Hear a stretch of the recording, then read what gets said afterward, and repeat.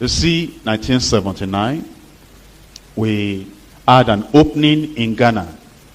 Actually from 1978. But 1979, we really started going to Ghana. And I will go at the weekend. And we'll go by road. And it was quite hard. Quite hard. Sometimes at the borders from Togo to Ghana, they will stop us. And they had no place to put us. We'll just stay in the sun there. And when you are hungry, all that you could eat will be that you will have some, bread or whatever, milk. But those things, sometimes they're so hot that you really don't enjoy them. And eventually we get to Ghana. And the place will get accommodation. The beds will be full of these, bed bugs, insects. That when you wake up in the morning, you will see that the whole bed had been stained by your blood. And yet, we needed to do some work there, real foundational work. And sometimes I was there. That time I was still lecturing at the University of Lagos. And when you think about it, as a lecturer, I exposed myself to all that type of danger and, bad condition there. And we were there in Ghana, and they closed their borders because they wanted to change their money because of the black market. And when they closed their borders, and I didn't even take permission from the University of Lagos because I just went on a Friday so as to do something there and come back Sunday night. That Friday, they made the announcement over the radio all over Ghana that they were closing the borders.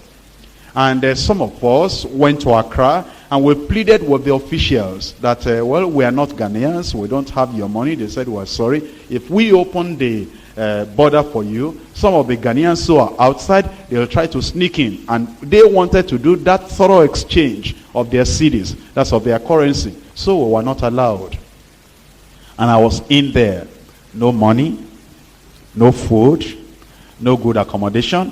And the place we got, the place was so bad. Even in my early childhood days, when I was in primary school, I don't remember sleeping in conditions like that.